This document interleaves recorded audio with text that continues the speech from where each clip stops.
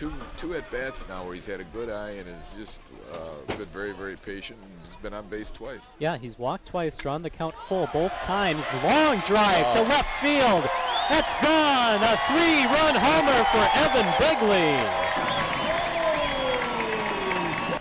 And he's primarily wants to try to up his power stance a little. There's a drive to right field. Back and gone! He just did. Sawyer Carroll with a 2-run home run, and the Loggers lead 4-0. A wild throw, and Vargas is called for the error, and there is a base hit to left field. Madigan rounding third and stops. Boy, he put on the brakes quickly.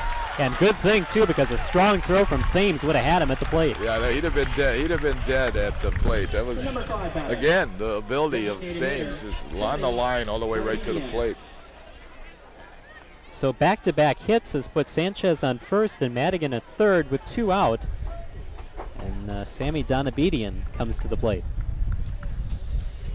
Again, another new player for Battle Creek. Donabedian only playing in 2 games so far this season. He's gotten 5 hits in his first 8 at-bats. Not a bad start to the season. No. Swing and a miss, strike 1. The 1-1 to Donabedian, and that is bounced to third, picked up by Trevor Head. The throw over to first, in time. So the Bombers threaten, but they do not score. And after a half inning of play, we are scoreless. The Loggers will be coming up in the home half of the first. That's right here on TV 25 after this. I want to remind you that we will be back here at Copeland Park on Monday nights, 6:30 pregame and 7:05 first pitch, as the Loggers take on Green Bay, the first place team. And the Loggers will be waiting for Green Bay. Yeah, I think they'll only be about 5 games left in the season, in the first half of the season. So I don't think they're going to catch them, but I think they'd like to make a little bit of a statement in those games and say, hey, wait till the second half. We're going to be there, so. Yeah, once that lineup is solidified for the Loggers, and there is a deep drive to center field. Jowers going back, and he won't get it. It's a home run for Trevor Head.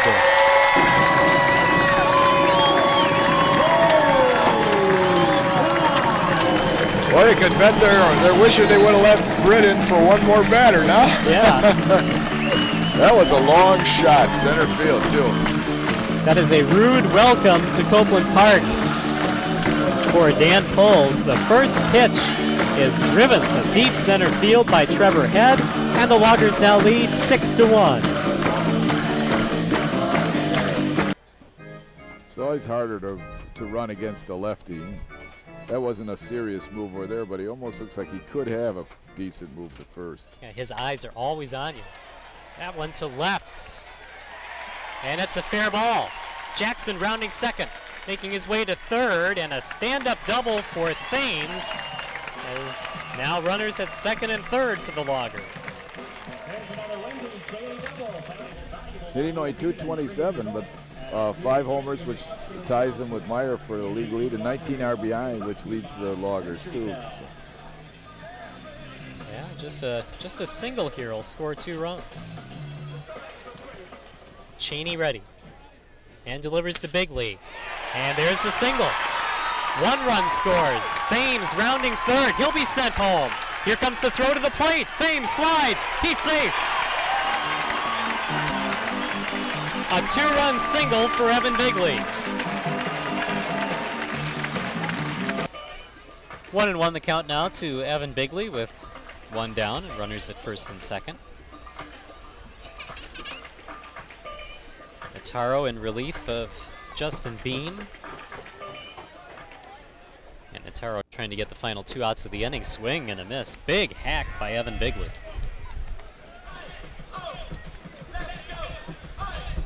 This is where they start playing home run derby a little, And that's down in the dirt ball, too. 2-2 the count. It's interesting you mentioned home run derby. That old television series, which was only on for about a year, and then was resurrected by ESPN for a while. It's coming out on DVD. Oh, it is, really? Yeah. Those were great. What always irked me as a kid is they had in one pairing, they had Eddie Matthews against Hank Aaron. Like, how could they do that? How could they do that? You know, the same guy. I don't know if I ever saw with the two teams. Same guys with two teams. Yeah.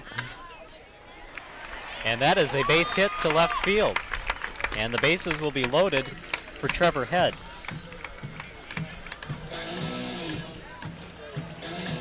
To give you an idea, if you don't know about Home Run Derby, I believe that was filmed in 1959 or 1960, something like that. Harmon Killebrew was a Washington senator back then. I remember him, seeing him on there, yeah. And they were done in a spring training ballpark, obviously. Wrigley Field in Los Angeles is where they filmed what that. It was? Yep. Okay. And there were two Wrigley Fields at the time, one in Chicago, one in LA.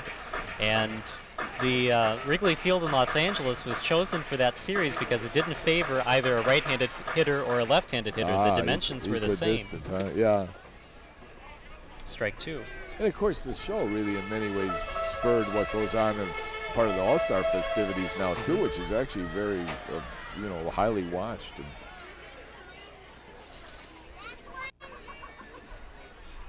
It's actually kind of sad now, a 1 and 2 the count to Trevor Head. There is a reason why that was only on for 1 year. The man who was the host, I think his name was Mark Scott, unfortunately died after they did the first season. Oh, really? Yeah, swing and a miss, and Trevor Head goes down on strikes. And unfortunately, that was the reason why they didn't do any more of that. Kind of out of respect to him, because he was a local broadcaster, I think, in Los Angeles. And very popular out there, but only 1 year of Home Run Derby. But you can catch all that.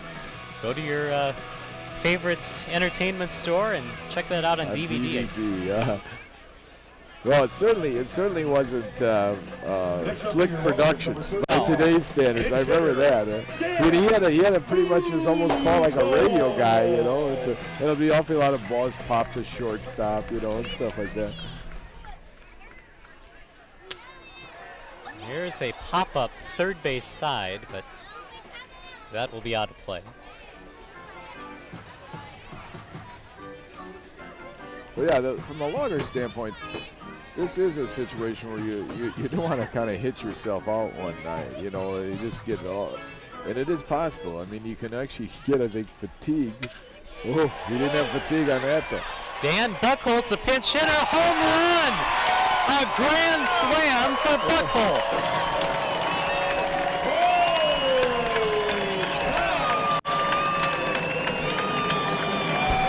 Wow.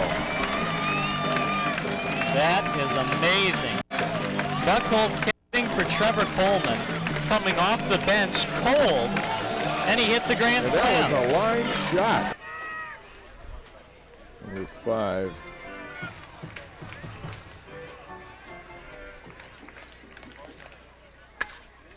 And there is a pop fly to right field, and that will be the ball game.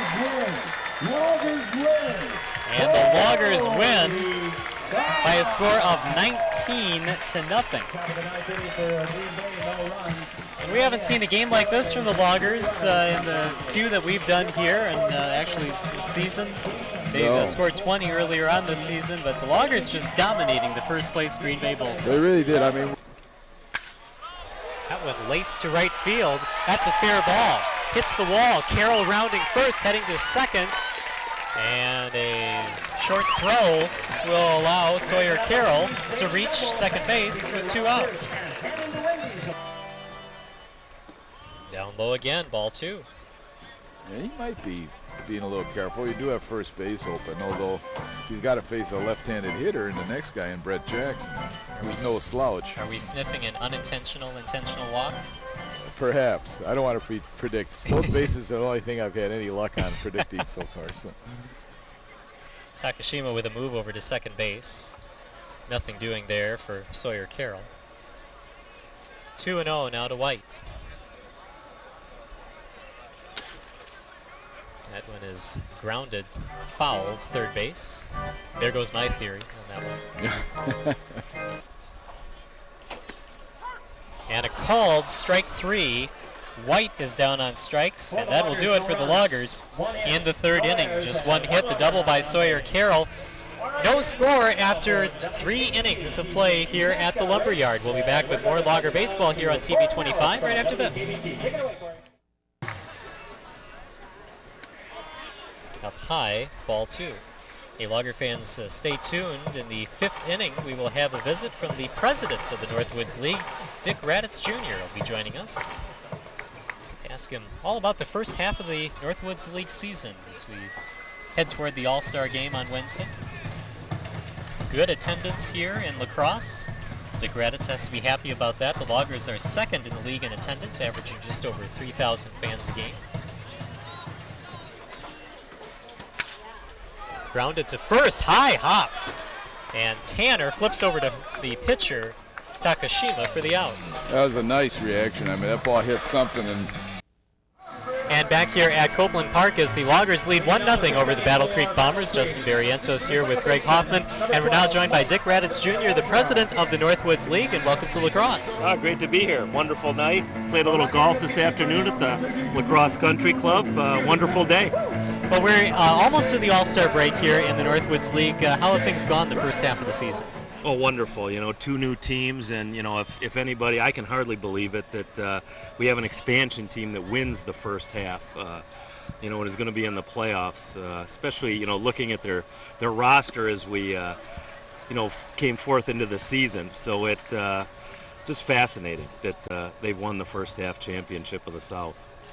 You're going into an All-Star week, which is always an exciting time. We had it here in lacrosse last year, of course. And just Terry Ryan speaking, this is always really an exciting week, isn't it? Well, yeah, to have somebody of the stature of Terry Ryan join us on, the same night that the Major League All-Star game is being played. I mean, what more can you say? So that should be a good event. As you both know, we had 120 kids drafted this past, early June in the Major League draft. So a lot of good things happening here. That is a base hit to left field, and Belersian leads things off for the Bombers with a base hit. You have to be happy with the way that things are going for Northwoods League baseball here in lacrosse. They're second in the league in attendance, and they've drawn 3,000 fans almost every game. Oh yeah, I mean, this is Americana here. I mean, we've got a town the size of La Crosse. We have, obviously cities that are much larger in population, but the support here in La Crosse is virtually unsurpassed throughout the Northwoods League. So to see this stadium 5 years ago, what it was before we got here is a constant amazement for me. Squaring around to bunt is Tanner. That's right back to the pitcher. Holt flips over to first for the out, and Belersian goes over to second base. I think, Dick, the team they're playing tonight, Battle Creek. I mean, that was. There were some people raised their eyebrows and said, "We're going into Battle Creek into Michigan across the big pond and that, But it seems to be working out. I mean, it's a little bit of a trek over there for teams and for them to come here, but it seems to be working out. Yeah, it's a beautiful stadium, and I'm sure the folks that get over there, it's probably our finest facility in the league. And I'm a Michigander. So for, ever since pro baseball went over there in '95, I've had my eye on Battle Creek because it's a little too small for professional baseball, especially affiliated professional baseball, but perfect for our concept. And like you guys say, it stretches us a little bit, but I think the experience for this kids is well worth it. There's a ground ball to third, check over to second, and then the throw to first for the out. Jowers is retired, and Belersian will stay at second base. Well, now, Dick, you've pretty much been around baseball your entire life. How did you get involved in Northwoods League baseball? Well, myself and the former president of the Florida State League, I was working the Red Sox spring training operation. That's how I became a resident of Florida back in '84, and I'm still a resident of the state of Florida. We kind of viewed how the University of Miami and the University of Florida were promoting college baseball, and then we knew that Kenosha and Wausau, Wisconsin had lost their professional teams up there, so you had those beautiful old ballparks sitting empty, and we had this idea. We thought we knew how to promote baseball because that's what we've done our whole lives, and we jumped in a car with literally no itinerary except to stop in Kenosha and Wausau, and that was July 2nd, 1992, and by October we had leases in 4 cities. I worked for the Kenosha News in those days, the Kenosha Croakers. Exactly, and the Kenosha Croakers. And there was really a lot of enthusiasm, and they had actually supported for quite a while the Twins, but there was kind of a Twins market affiliate, between the two professional teams there in Chicago and Milwaukee. But that really got you kind of jump started, didn't it? It did, and that's it's interesting that you say what you do with the in between the two markets, and that was one of the struggles we had there, was for exposure, because you're caught between the two markets. So it was tough to get radio, newspaper, etc. But what we did find out was when we did get people to the ballpark, they were used to the big market prices, and our per capitas, which is the amount of money that we take in per head in the Northwoods League, was always superior to any other team we had, because they were used to paying those prices. So it was very interesting. Yeah. 1-2, the count now to the leadoff hitter Tyler Hoagland with 2 out, as Holt looks in for the sign. And Holt will step off. One of the things that the Lacrosse Loggers has done to really get the family involved. Is that kind of what you imagined for the Northwoods League? Yeah, I think our philosophy is always, go after the kids, and they'll bring the adults. The two foremost long-term marketing strategies that I've seen is McDonald's and Disney, and they attack the kids and have the adults bring them out. All right. Well, Hoagland strikes out for the 3rd out of the inning, so we will take a break here on TV 25. Dick Raditz will stick with us for the bottom half of the 5th inning. The Loggers lead the Bombers 1-0. Back with more here on TV 25 right after this. Bottom half of the 5th inning, Troy Hanzawa leading things off here for the Lacrosse Loggers. And there is a ground ball to second that's picked up by Belergen, and the flip over to Tanner for the 1st out of the inning. Well, as we approach the All-Star game, let's talk a little bit about the Northwoods League agreement with ESPN. That's got to be big for the Northwoods League to have your All-Star game broadcast on ESPN and some games during the season. Yeah, it's huge. The All-Star game will actually be shown on ESPN 360, which is their broadband. 15 million homes, actually, more than ESPNU, which is a little-known fact, and then immediately replayed on ESPNU following the game at 12:30 Eastern, which would be 11:30 here Central Time. So we're excited about that, and then it'll be replayed in prime time the following night. And like you say, it's a big thing for us. National TV, no other summer collegiate league has ever broadcast a regular season game, let alone an all-star game nationally to our knowledge. So it is great exposure for us. 1-1 the count to Viscomi. We're doing a game a week for 9 weeks. So I mean, you're getting more and more media coverage. You're nice and gradually around really the whole region, I think. You're right. The technology is increasing so much. We also have a weekly show that's broadcast nationally, which gives us, I think, maybe more exposure even than our game broadcasts. So with the technology going, I mean, our daily recap on our website, you can download this from iTunes onto your iPod and take it with you. It's going so fast, it's difficult to keep up with. And do you see the reflection of that into the caliber of players that are coming into the league, or even the respect that maybe the league has around baseball? Well, I can tell you this, and these are factual things that, 2 years ago we had 72 players drafted in the Northwoods League. Last year we had 96. This year we had 120. I'm not sure what that says, but it says something. Our website, for whatever it's worth, last year we were averaging about 2,500 unique visitors a day. Now we're up to 3,700, 3,800 a day, which is almost a 50% increase in a 1 year time. Now I say, okay, we got a couple new teams. Does that account for it? Doubtful. Not that kind of increase. So I got to believe this national exposure is helping us in some regard. And Baseball America now is, for the last few years, has rated you second to the Cape Cod League, which from a reputation standpoint is always going to be kind of tough to overcome. I've had one college coach say one of the reasons is that the scouts like to take their families to Cape Cod in the summertime, But I mean, that's very good to be, you can move past the Alaska League, or at least up equal with them, and it's very good, I think. Well, you're absolutely right. And we're in the rearview mirror of the Cape Cod League now, and I'm sure they can see us coming. A local kid here, I use as a good example, Ben Barone, who played here last year. Here's a kid that went to Winona State. Without the Northwoods League, I don't believe this kid ever gets drafted. But here he is, included in the Major League draft this year, and is going to get a chance to play professional baseball. And we've got a lot of kids like that now. And the Northwoods League is now on the Scouts map. And, so I've always said the last frontier for us is sort of to compete with the Cape for talent. But I don't know that that's our number one objective, because I almost think that you need a different player here than you do in the Cape Cod League. Cape is a little more of a showcase. If you're throwing 97, 98, you want to go show the scouts that. I don't know if your main interest at that point is to come here and develop your pickoff move, get in a 5-man rotation, although I think it should be. But that's not the way the world is, thinking like I do. But I think if you did, and the players that we have who have done that, it will accelerate their development toward the major leagues. That's what I think. Can you talk a little bit about maybe possible future expansion plans for the Northwoods League? Sure. We've got some rumblings in the Pewaukee area. I've been over to Fond du Lac. Marion College over there is building a facility, and they've invited us over, and they would like to see a Northwoods League team play there in the summer. Nice little market south of Oshkosh on beautiful Lake Winnebago.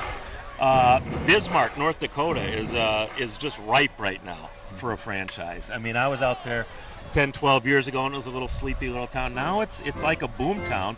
Beautiful facility that wouldn't take a lot of improvement. There are possibilities, and we get inquiries from the Twin Cities area. So I think next 3 to 5 years, not rushing anything, you'll see us at 16, 18 teams, maybe more. That one is fouled right near us, first base side. The last 3 have been in our general area here, but it's a tightrope, isn't it? I mean, you've mentioned the fact that the Kenosha thing was kind of located between the 2 major leagues, and so we want to go closer to where there's more population. Yet you don't want to go right where you're going head to head with the big. You've got to be careful. You start getting into the big city suburbs. You've really got to watch out exactly what you're speaking of. A strikeout to Justin Toole, and that ends the threat for the Lacrosse Loggers here in the 5th inning. And we want to thank Dick Raditz Jr. for joining us here on the broadcast to talk a little Northwoods League baseball. Thank you very much, and good luck in the second half. Hey, great to join you. Thanks for inviting me. All right, thank you. We'll be back with more Longer Baseball here on TV 25 right after this.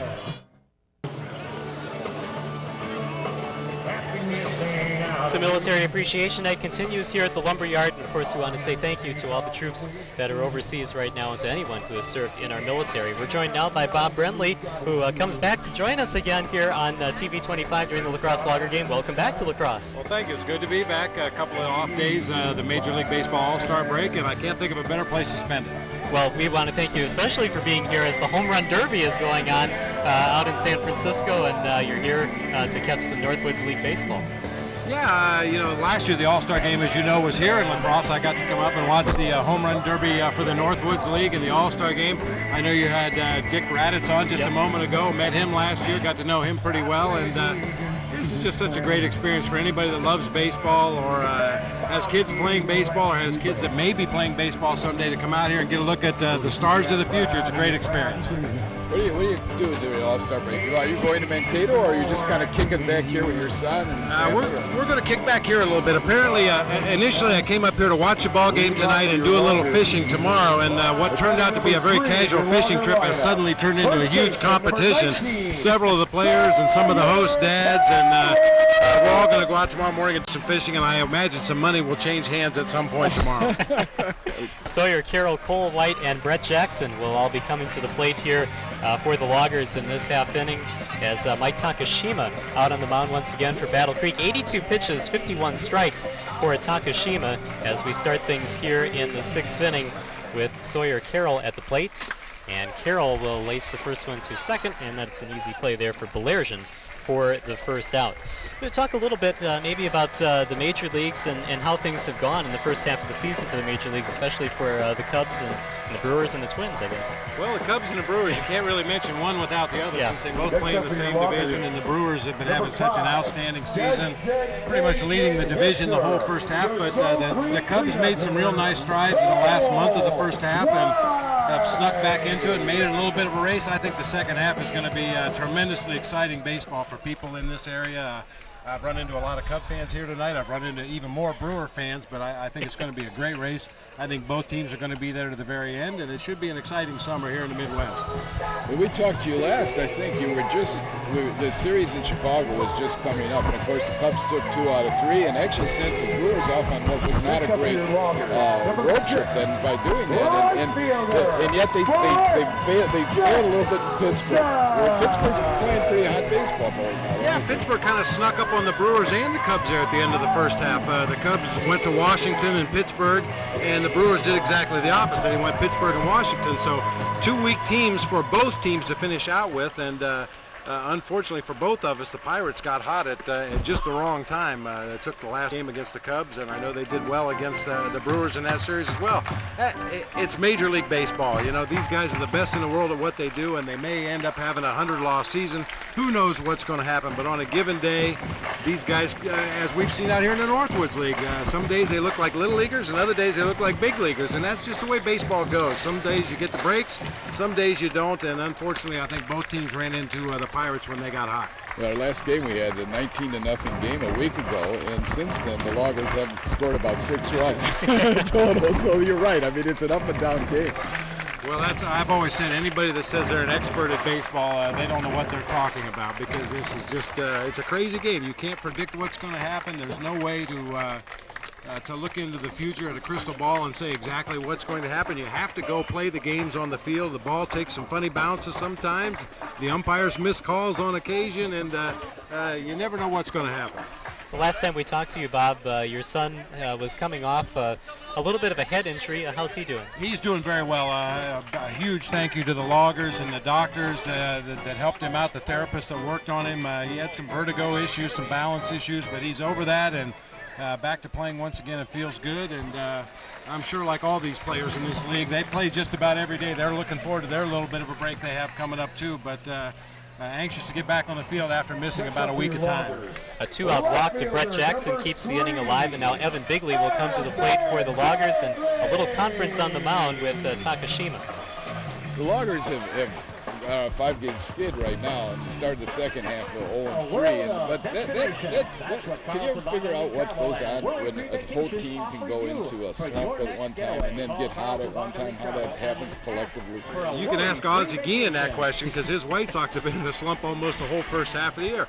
And once again, I think it's just the nature of baseball. Sometimes there are physical problems that maybe we don't know about as fans. Other times there are mental issues. I mean, these guys are human beings. They've got wives and kids at home. They have issues to deal with, and we don't always know exactly what's going on in a player's life. But so much of hitting is between the ears. I mean, you can talk all the mechanics, where are my hands, where are my feet, where's my head, but sometimes it's between the ears where a slump really starts, and it just seems like for whatever reason, when one guy goes bad, they all seem to go bad. But the good thing is, all it takes is one line drive to get everybody started back in the other direction. One of the things that we were talking about before the game was about the home run derby, and now there's a ground ball to second, the flip over for the out, and that'll do things for the Loggers here. Can you stick around for another half inning? We'll stick around for some of the half inning. Okay. How's that? All right, sounds good. All right, we need to take a break here on TV 25, and we'll be back with more Logger baseball coming up right after this. And back here at Copeland Park, the Loggers lead 1-0 here in the top of the 7th inning. And a change defensively. Dan Buchholz is catching now for the Loggers in relief of Mike Brenly, who we think may have caught a little bit of a foul ball in the last inning out in the field. Bob Brenly joining us once again. And Bob, before the break, we're talking a little bit about hitting and the thinking and the mental part of hitting. We were talking before the game about the home run derby that's coming up, and maybe how some people don't participate because they think it might mess up their swing a little bit. Do you think there's anything to that? Well, I definitely think there's something to that. We saw Bobby Abreu, I believe, was it last year or 2 years ago? He won the home run derby, and it went a long time before his next home run during action. It's a completely different swing, and home run derby, obviously you're seeing pitches at 60 miles an hour, everything's straight, laid right there on a tee for you, and the idea is to lift it in the air as hard as you can, and that's a nice approach for a home run derby, but it doesn't work so well against a pitcher who's throwing 90 miles an hour and throwing sliders and changeups and trying to get you out. So it's not unusual to see guys go into that home run derby and struggle for a couple of weeks after the break until they get back into the routine of seeing live pitching again. Carlos Lee was another one who participated 2 years ago. He was with the Brewers and hit like 6 home runs the whole second half, you know. And talking of home runs, do you guys have the Giants between shortly after the break? Because your schedules are similar to the Brewers, and I know they have them the 19th to the 21st. And Bonds is coming up, of course. What about that whole thing? There's been such controversy because of alleged, I guess, steroid use, etc. What about that whole thing? It's still a big event if he breaks it, don't you think? Yeah, well, I mean, the Cubs, I think we open with the Astros right after the break, and then the Giants come in immediately after the Astros. And there's a chance Barry could break that record at Wrigley Field. I don't know if he'll be in a position at that point, but I'm kind of torn on this thing. I mean, for my money, Barry Bonds is the best hitter I've ever seen. Now, is it all legit? I don't know. I'm not in a position to say. There's been steroid testing in baseball for the last couple of years, and so far he's passed all the tests. But it doesn't really alleviate any of the suspicions that are out there. But until somebody comes to me with concrete evidence and a guilty conviction, you have to pat the guy on the back. He's not the most likable person in the world. He's gone out of his way at times to rub people the wrong way, but you can't take away the fact that he's one of the greatest players in the history of the game, and he's coming up on one of the most hallowed records on the history of the game. And I think a lot of people are going to begrudge him that just because Hank Aaron was the quality person that he was and is to this day. He was an icon for the game and still is a person that people can look up to and feel comfortable doing it. And I'm not quite so sure Barry's the same kind of guy. Yeah. There's been a couple of people that have talked saying that they wanted to see Barry Bonds hit that home run in an away park just to see what the reaction is going to be from some of the fans. In your travels around the major leagues, what do you think the barometer is? Do you think there are people out there that want him to break the record? I think, well, especially in San Francisco, it's amazing how loyal the Giants fans have stayed to Barry through all the turmoil and all the questions. They have really been in his corner throughout the whole thing. Wrigley Field fans, they appreciate baseball very much, so I think there would be their share of boos, but I think people ultimately would realize that regardless of how you got there and who you are, whether I like you or not, that's a record and you deserve my applause. But if it was Philly or New York, it might be a different story. If the home run is hit at Wrigley and it goes out into the bleachers, is it coming back or is it going to be held on to? Please, there's no way that ball's coming back. Those bleacher bums at Wrigley, they're pretty sharp. Most of them bring an old baseball with them to the ballpark just in case they catch a home run, and they keep the real ball and throw the old ball back on the field. We've seen that numerous times over the last few years. Remember the sprint down the street to catch Sammy's big home run back a few years ago, too. So they'll probably be out on the streets if that's happening, too. Do you see the Cubs making any moves, perhaps, for the run before the – I mean, there's been so many rumors about Jock Jones going back to spring training, but do you see him making a move maybe? Well, I think they might make a move. I think they'll probably wait until closer to the trade deadline and see where they're at that point. It's kind of funny because the Cubs have been trying to trade Jock Jones for the better part of the first half, and now you look up all of a sudden and Felix Pierre's not hitting anymore, Angel Pagan's not hitting a lick, and suddenly Jock Jones is going to get a lot of playing time in center field. The old cliche about sometimes the best deals are the ones you don't make. That could turn out to be the case with Jock. His career numbers are good.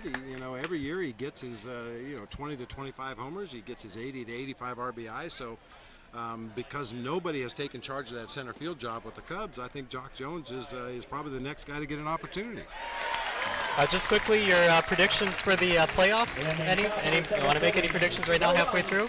Stay tuned. That's all I can say. It's baseball. You never know what's going to happen, but stay tuned. It's always fun. All right, Bob. Thanks for joining us once again. My pleasure. After 6.5 innings, it's the Loggers 1 and the Bombers nothing. We'll take a break here on TV 25. Back with more Logger baseball right after this.